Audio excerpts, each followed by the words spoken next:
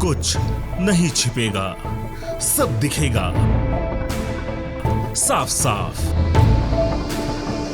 News अड्डा सिर्फ IBC 24 @YouTube पर। नमस्कार, मैं हूं वरुण सखाजी और आप देखना शुरू कर चुके हैं खबर बेबाक और IBC 24। आज हमारे साथ IBC के जनसंवाद में जो अतिथि आ रहे हैं हम उनसे भी अलग से बात कर रहे हैं, ख़ास तौर से हमारे YouTube दर्शकों के लिए। तो आज हमारे साथ दो ऐसे युवा हैं जिन्होंने बहुत ही झन्नाटेदार स्पीच से अपने पूरे हॉल में एक ऐसा गर्मा गर्म माहौल पैदा कर दिया था कि इनके समर्थक आपस में झगड़ने और लड़ने और एक दूसरे पर आरोप लगाने के लिए तैयार हो गए थे। लेकिन दोनों ही बड़े सकारात्मक हैं। मेरे दाईं ओर खड़े हुए हैं मितेंद्र सिंह साहब जो कि कांग्रेस से ताल्लुक़ रखते हैं और मेरे एक तरफ हैं झा साहब जो कि भारतीय जनता पार्टी से ताल्लुक़ रखते हैं। दोनों ही बहुत ही युवा हैं और अच्छी बात यह है कि चर्चाओं में सकारात्मकता नज़र आती। मैं सही तो बोल रहा हूँ ना अभी तक? बिल्कुल ठीक बोल रहे हैं, बिल्कुल अच्छा बोल रहे हैं, सकारात्मक बोल रहे हैं। तो लगता है कि आपको भी इस बार बीजेपी कहीं ना कहीं कुछ न कुछ में एडजस्ट करेगी कि अभी ये कहता रहेगी कि वेट? हम एडजस्टमेंट वाले लोग हैं नहीं। जिस परिवार में पले बड़े हैं, जिस संस्कारों में पले बड़े हैं, वहाँ एडजस्टमेंट शब्द उपयुक्त नहीं है। हम राजनीति में एडजस्ट होने नहीं आए हैं, हम राजनीति में काम करने आए हैं। हम राजनीति में अपनी इच्छा से आए हैं, धकेले नहीं गए हैं। तो एडजस्टमेंट शब्द ही उपयुक्त नहीं है मेरे हिसाब से। तो इस शब्द को विलोपित कर लीजिए और ये कहिए कि राजनीति में आपका काम कैसा चल रहा है। तो मेरा काम बहुत अच्छा चल रहा है, मैं सकारात्मक दृष्टिकोण के साथ आगे बढ़ रहा हूँ और मैं बिना किसी लालसा के बहुत उमंग और उत्साह के साथ मैं हमेशा हंसते हुए रहता हूँ, क्योंकि मेरी कोई इच्छा ही नहीं है। मुझे काम करना है, बस लोगों से मिलना है, आनंद के साथ काम करना है। तो मेरे लिए एडजस्टमेंट ये शब्द ही एग्जिस्ट नहीं करता है। बहुत अच्छी बात है। तो तुष्मुल जी कह रहे हैं एडजस्टमेंट को विलोपित कर दीजिए। हम एडजस्टमेंट को विलोपित तो नहीं करेंगे, लेकिन हम ये ज़रूर कहेंगे कि तुष्मुल जी की आकांक्षाएं, अपेक्षाएं संभवतः चुनावी राजनीति की ज़्यादा नहीं है, संगठन में काम करने की उनकी इच्छा होगी और कभी मौका मिलेगा तो उसका भी काम। मैंने ऐसा बिल्कुल नहीं कहा कि मेरी इच्छा नहीं है। आप अपने शब्दों को मेरे मुँह में डालने का प्रयास मत कीजिए। मैंने ये कहा कि मैं राजनीति में काम कर रहा हूँ, मेरे काम का आकलन मेरे वरिष्ठ करेंगे, मेरे काम के द्वारा मेरी व्यवस्था का निर्धारण, मेरे दायित्व का निर्धारण। अगर वो आकलन करते हैं कि आपको संगठन में ही सदा काम करना है तो ये आकलन सही होगा कि ऐसा लगेगा नहीं आकलन सही नहीं हुआ? अगर घर के बड़े बच्चों को कुछ कहते हैं तो बच्चों को क्या करना चाहिए?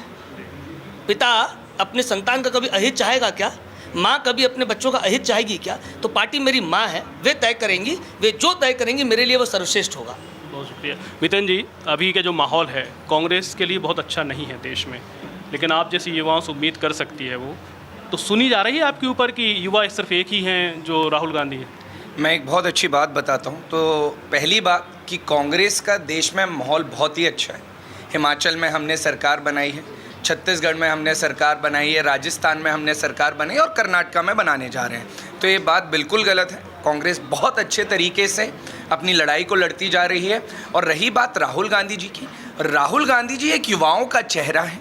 हर व्यक्ति उनको उस नज़र से देखता है कि इस व्यक्तित्व में वो बात है कि जो देश की एक नई धारा को एक नए तरीके से तय कर सकता है, जिसके लिए युवा इंतज़ार कर रहा है कई बरसों से। तो मेरा ये मानना है हमारा काम है पार्टी के लिए काम करना, हमारा काम है राहुल गांधी जी के लिए, कांग्रेस पार्टी के लिए काम करना, क्योंकि वो मेरे आइडल हैं। हर किसी का कोई आइडल होता है, तो ही इज़ माई आइडल। तो definitely I would like to follow my idol and I would like. और कोई आइडल नहीं है आपका पार्टी? मैं बहुत अच्छी बात बताता हूँ, आइडल एक होता है। और रही बात पार्टी के, मेरे सोच और मेरे विचार में मेरे पिता हैं, पर जो आइडल होता है मेरे आइडल हैं जिनसे मुझे सीखने को मिलता है, क्योंकि कन्याकुमारी से कश्मीर हर कोई नहीं चलता है। तो मितेंद्र जी, एक छोटी सी बात बताइए आप कि अभी फ़िलहाल में कोरोना का जब समय था, भाजपा के लोग कहते हैं कि राहुल गांधी नानी के घर चले गए थे।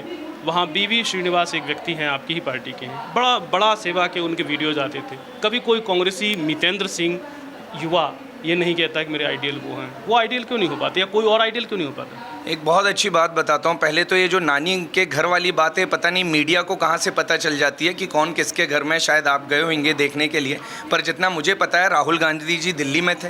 श्रीनिवास जी को ये बता रहे थे कि वहाँ ये परेशानी है, वहाँ हमें हल कर। श्रीनिवास जी राहुल जी की सुपरविजन में काम कर रहे थे। बिल्कुल, श्रीनिवास जी का कोई बहुत उसमें भूमिका नहीं। बिल्कुल श्रीनिवास जी की भूमिका महत्वपूर्ण इसलिए भी थी, ये आप अपनी कोशिश करते हैं कि हमें बताने की उन शब्दों में, मैं आपके शब्दों को बहुत अच्छे से सही सलीके से रख देता हूँ। BV श्रीनिवास जी सैनिक है, सिपाही है, जो उस बॉर्डर पे भी जाके उस यूथ के लिए लड़ेगा जिसको छोटी सी भी पैर में मोच आई और कोरोना के अंदर उस व्यक्ति ने अपनी जान की परवाह ना करके हज़ारों लाखों जान उसने बचाई है। ये उनकी सोच है। कोरोना के पूरे काम के बाद हम आते हैं प्रदेश की राजनीति पर। झा साहब, आपको क्या लगता है, मध्य प्रदेश में शिवराज सिंह चौहान साहब ने जो अभी हाल ही में लाडली बहना दिया है, इसका कोई ऑब्जेक्टिव है 2023 की? बहुत प्यार आ रहा था बहनाओं पर। देखिए, आप सामाजिक जीवन, राजनीतिक जीवन में जब आप आते हैं ना, तो आप उद्देश्य से आते हैं। सामाजिक कार्यों को पूर्ण करने का एक माध्यम सत्ता होती है, तो सत्ता प्राप्त करने के लिए निस्संदेह आपको काम करना है। लेकिन जब उस सत्ता में सामाजिकता का भाव आ जाता है तो आपका कार्य परिपूर्ण होता है। तो भाजपा इसी विचारधारा से काम करती है।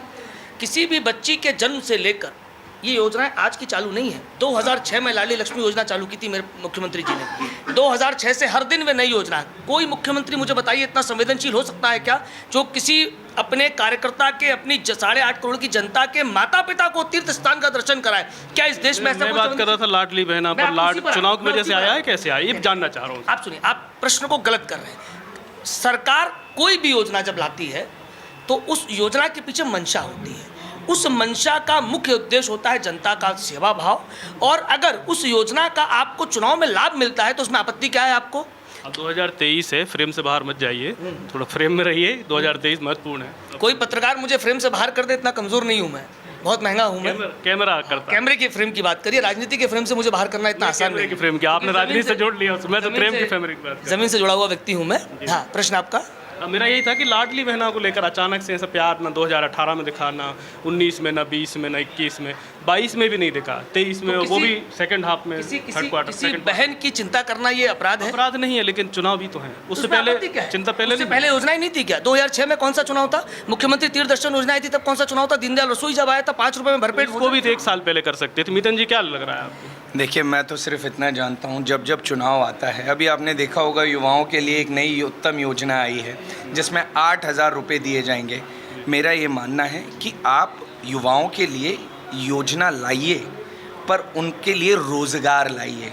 योजना, एक स्वरोजगार योजना आई थी, एक आपकी कल्याण योजना आई थी मुख्यमंत्री। इन योजनाओं से कुछ मिला नहीं, रोज़गार नहीं। बेसिक तो योजना ही करेंगे ना। जो मधेंद्र जी ने कहा अभी कि मुख्यमंत्री स्वरोजगार योजना आई थी, तो इस योजना में जो लाभान्वित लोग हैं, जो लाभान्वित 14 लाख युवा मध्य प्रदेश के हैं, जिनको लगभग 10,000 करोड़ के आसपास राशि पिछले 8 साल में दी गई है, ये युवा कौन है? क्या इनको पैसा नहीं दिया? 10 लाख रुपया बिना किसी ब्याज के देना, वेंडर स्ट्रीट को, मध्य प्रदेश के वेंडर स्ट्रीटों को 521 करोड़ रुपए, मैं आंकड़ा देके आपको बता रहा हूँ, ये वेंडर स्ट्रीट जिनको सरकार 1 लाख 2 लाख रुपए बिना किसी ब्याज। मैदान क्या कह रहा है? अंक आंकड़े अपनी जगह, सभी सरकारों के पास पैसे होते हैं, सभी सरकारें करना ही चाहती हैं, शिवराज सिंह चौहान भी करना ही चाह रहे होंगे, लेकिन मैदान क्या कह रहा है? मैदान पर लगता है आपको चीज़? 2003 में मैदान ने क्या कहा था मध्य प्रदेश में? 2008 में 2003 तो दिग्विजय सिंह जी को हराने के लिए था। उसके बाद 2008 किसके लिए था? 2013 किसके लिए था? किसके लिए था? 2023 भाजपा का है। 2018 किसके लिए था? बताइए। मैं बताता हूँ। वो 18 कांग्रेस का था। इन्होंने सोचा क्या करना चाहिए, किस तरीके से छीनना चाहिए। इनका इकड़म तिकड़म इस चीज़ में बहुत अच्छा है। ये ऊपर वाले बहुत अच्छे से जानते हैं कि कैसे तोड़ा जाए, मरोड़ा जाए, और उस चीज़ को मरे मारने पे सरकार हमारी हो। अगर इतना ही था तो चलने देते ना। मितन जी की बात को मैं थोड़ा बीच में ड्रॉप करूँगा। अंतिम सवाल है झा साहब आपसे कि 2023 में कितनी अपेक्षा है कि किसी कमलनाथ की सरकार गिरानी नहीं पड़ेगी? 2000, देखिए कमलनाथ, फिर आपका प्रश्न गलत है। सरकार कमलनाथ जी की 18 में हमने नहीं गिराई थी। 18 में तो गिराई भी नहीं थी आपने। हमने नहीं गिराई थी, अपने 20 में गिराई है। 2020 में हमने नहीं गिराई थी। कमलनाथ जी की सरकार, हम तो विपक्ष में थे। क्या आपने कभी इस देश में कोई ऐसा मुख्यमंत्री देखा है जो विपक्ष में आने के बाद 18 महीने के बाद भी? शिवराज जी उस समय भाजपा के राष्ट्रीय उपाध्यक्ष थे, लेकिन शिवराज सिंह चौहान का प्रवास कम नहीं हुआ था। मुख्यमंत्री रहने, जब वो मुख्यमंत्री नहीं थे, उस 18 महीने में भी उन्होंने इतना प्रवास किया, जनता के संपर्क में रहे। वो बोले मैं पथ पर नहीं हूँ, मेरे पास शक्तियाँ नहीं है, लेकिन मैं आपके दुख में शरीक तो हो सकता हूँ ना। ये भावना का जो होता है ना, ये भावना भाजपा के कार्यकर्ताओं में होती है। दूसरी बात कि 2023 हम पूरी आशान्वित है, हमें पूरा विश्वास है कि मध्य प्रदेश की 8.5 करोड़ की जनता उस अद्भुत व्यक्ति को, जिसने 18 वर्षों से मध्य प्रदेश का नेतृत्व किया है, उस पार्टी को, जिस पार्टी ने पिछले 18 वर्षों से मध्य प्रदेश की सेवा की है, पुनः पूर्ण बहुमत की सरकार बनाएंगे और बिल्कुल बनाएंगे। तो जहाँ साहब कह रहे हैं कि 18 जैसा गड्ढा नहीं देंगे शिवराज सिंह चौहान एक को। सेकंड, एक आखिरी बात है, माफ चाहूँगा आपसे कि मेरे बहुत प्रिय भाई ने कहा कि कांग्रेस नित्य प्रतिदिन प्रसिद्धि की ओर बढ़ रही है। हम 2 लोकसभा सांसद थे, हम 350 आ गए। आप 350 सांसद थे, मात्र 44 रह गए। हम 2 राज्यों में सरकार थे, आज हमारी 22 राज्यों में सरकार है। आपकी 24 राज्यों में सरकार थी, मात्र 3 जगह आप सिमट गए हो। लोकतंत्र में चुनाव और जनता का मतदान, इससे बड़ा कोई भी रिजल्ट नहीं होता है। जनता अगर हमें पसंद करती है तो हमें दुनिया की कोई ताकत कार्य करने से, अपने भाव को व्यक्त करने से रोक नहीं सकती। बहुत अच्छी बात है। क्या अमितेंद्र जी जैसे लोगों की अगर कांग्रेस सुनेगी तो दिन बहुरेंगे? अगर आप व्यक्तिगत मुझसे पूछेंगे, व्यक्तिगत राजनीतिक रूप से अलग हटकर, तो मितेंद्र मेरे प्रिय, बहुत प्रिय भाई हैं। ऐसे युवाओं को आगे आना चाहिए, राजनीति में काम करना चाहिए, चाहे वे भाजपा में रहकर करें या कांग्रेस में रहकर करें। पर ऐसे पढ़े लिखे, समझदार और संवेदनशील युवा को राजनीति में आकर ये व्यक्ति जिस दिन मौका मिलेगा ग्वालियर का विकास करेगा, ये मैं खुले मंच पर कह रहा हूँ। बहुत बहुत शुक्रिया दोनों ही अतिथियों का। तो ये अच्छी चर्चा है, हमारे सोशल मीडिया के जो दर्शक हैं वो ये जाने कि आने वाली राजनीति किस तरह से बदल रही है। ये वो राजनीति नहीं है सन 77 की या 78 की, 68 की, कि लोगों को उठा लो, ईवीएम लूट लो, मतपेटियाँ लूट लो और चुनाव करा लो और जिता लो और हरा लो। अब बहुत सकारात्मकता की तरफ आप सबको बढ़ना होगा। हमारी यही अपील आपके साथ है कि हम सिर्फ एक बतौर मीडिया बात नहीं करेंगे, हम एक इस देश के नागरिक के रूप में भी बात करेंगे कि अच्छे लोगों को, सकारात्मकता को आप हिस्सा दीजिए अपने जीवन में और ऐसे लोगों को अपने जीवन में कहीं ना कहीं आगे बढ़ाइए। बहुत बहुत शुक्रिया, नमस्कार। कुछ नहीं छिपेगा, सब दिखेगा साफ साफ। न्यूज अड्डा सिर्फ IBC 24 @ YouTube पर।